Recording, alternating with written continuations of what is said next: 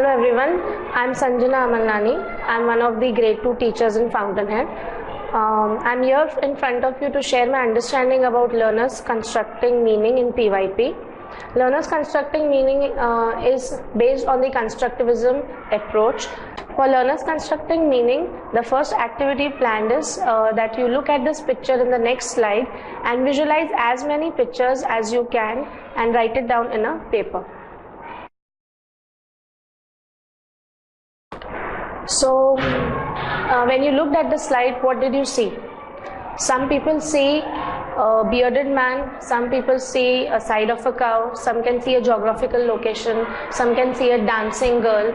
So, why do we see all these different pictures? Why do we construct different type of images in our mind? This all depends upon our prior images which is there in our brain. We all construct the images what we have already seen which we have experienced in our past.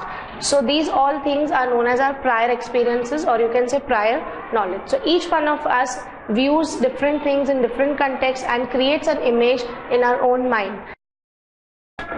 So the theory of constructivism is generally attributed to Piaget, who believed that learning occurs when learning occurs when it is received through hands-on experiences, through experiential learning, rather than just receiving it passively.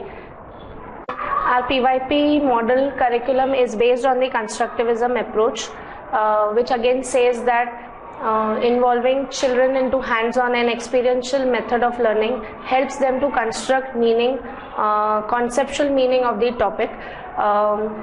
Fountainhead also believes in the Chinese proverb which says that I hear, I forget, I look, I remember, and I do, I understand, which I even completely believe, because when I reflect upon my understanding or my learning in my school, I was always taught things in isolation where I really couldn't connect with the real life examples. So I would really not feel embarrassed to say, but that is the fact that when I started teaching, and that too especially in Fountainhead, I felt that I am also learning with my children, because I started making connections of what I have learned in my past with the real life situations in the present. So when I remember when I used to learn about place value, I used to always get confused as to why do we write tens in a particular, tens, ones, hundreds in a particular manner, and why we used to stop at 10 number in the notebook. Why don't we continue by writing 11 and till 18? But when learning about maths in PYP curriculum, I came across the base 10 system, and then also happened to understand that our maths is based on the calculation, the writing of numbers is based on base 10 system in numbers. So while teaching children the place value, when you take Montero cubes or you take any manipulatives and teach them the concept of place value, it is really enduring for them. Say for example, if I want to say I want number 5, so I'll take 5 cubes, which says that this is the value of this is 5 ones, right? But if I want to say that number 15, so then this is a bar which indicates 10. So again teaching the children that if you take 10 cubes, if we take 10 cubes, that is 10 ones.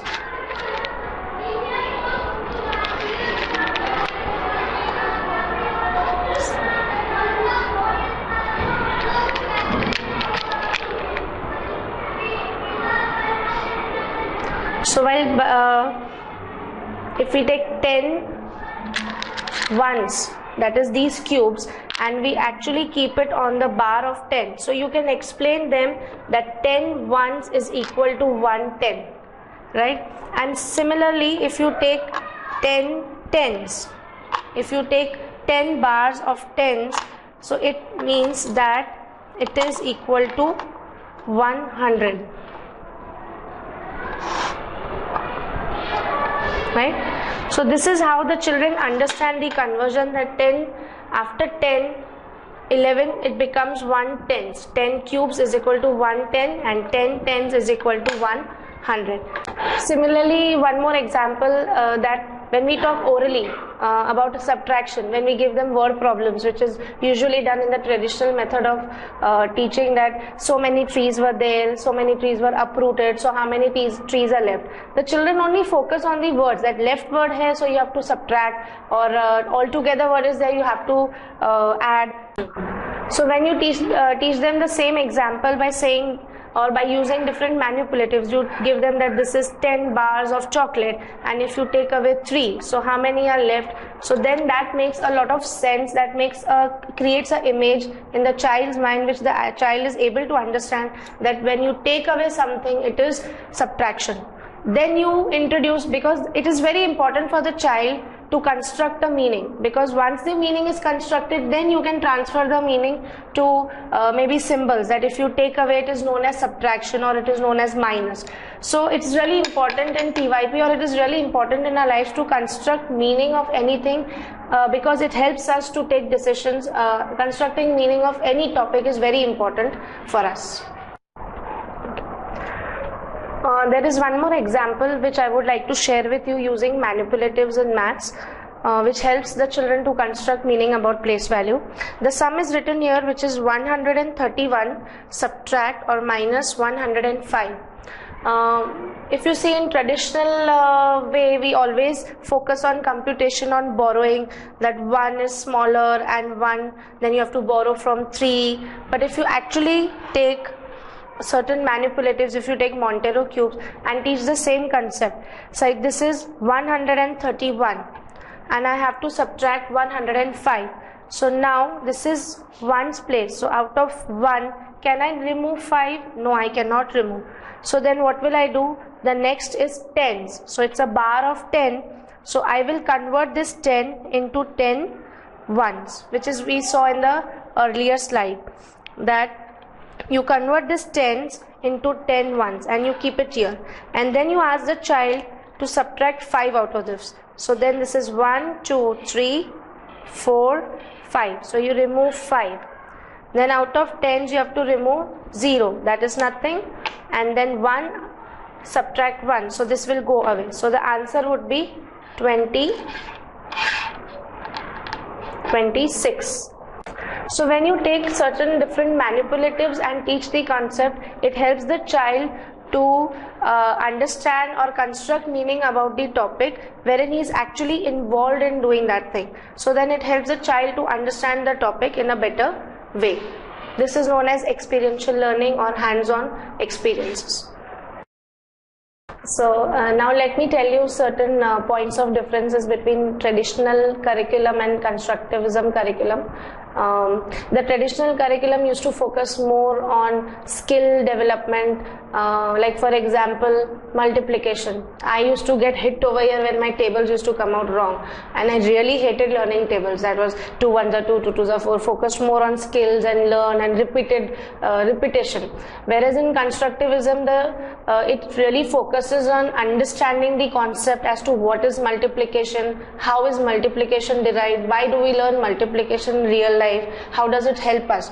So when the concept is clear, then the child has the liberty to choose his own way of coming up with the answer, because the focus is not more on computation skills or the answers, but it is more of the understanding, the constructing of meaning as to why multiplication is important.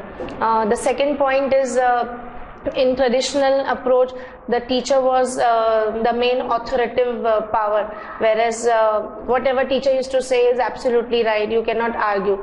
But whereas in constructivism, I feel it is the child, the student who is learning modality, कि वो कितनी speed पे learn कर रहा है, what is his prior knowledge.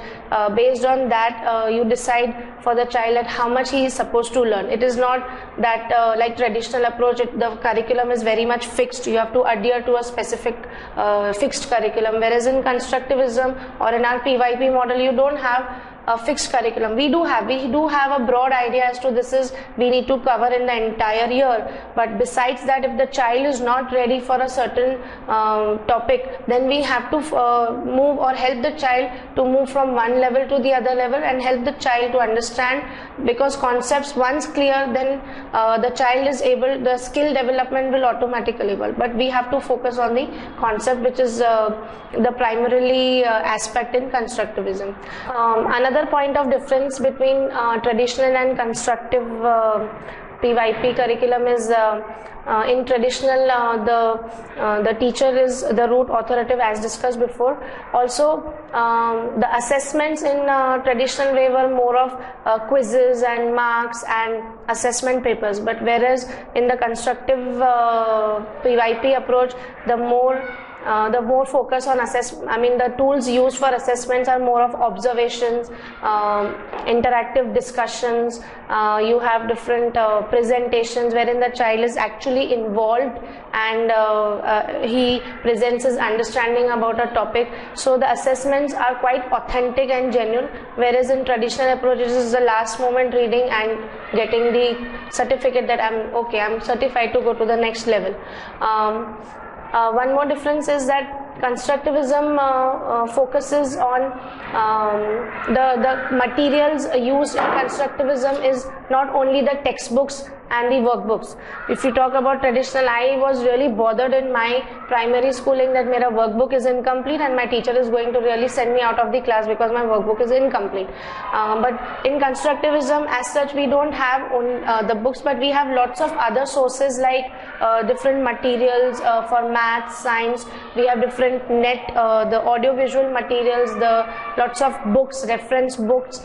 We have different the PowerPoint slides, which in short it gives a different the same topic is shown in different medias, through books, through text, through audio-visual materials. So different modalities, the movers, the lookers, the kinesthetic children are also interested, and they also understand the topic in different ways. Also in constructivism, we focus on the children, because it is a child-centered curriculum, we focus more on children. We design the curriculum as per their age, as per their different intelligences they have, as per their learning modalities, different ways of doing it. And as discussed before, as it is an open curriculum, we can change as per the children. We can always change the curriculum when required. An example about how PYP constructivism model is open to change is that while planning a unit, we decide that this is what we are going to cover in the coming 2 months. But during classroom practices, we really realized that whatever we planned, for example, we had planned that we'll teach them subtraction in much detail, wherein they can use addition and subtraction to solve the problem. But we realized that the concept of subtraction in grade 2 was not clear when we took their prior assessment. So then we had to actually replan or change our planning and decide that now again we need to focus on subtraction, clear the concept of subtraction with the children, and then take them to the next level, that is using addition and subtraction and problem solving. So this is how the curriculum is so to say fixed, but then it is also open to change because it is completely student centered curriculum. So we need to focus on student as to he's ready to go to the next level or not. So to conclude constructivism, we can focus on these points that children are not blank slates. They have certain prior knowledge or experiences with them, and these prior knowledge and experiences work as a raw material to create new knowledge or learn about something new which they can connect with their prior knowledge.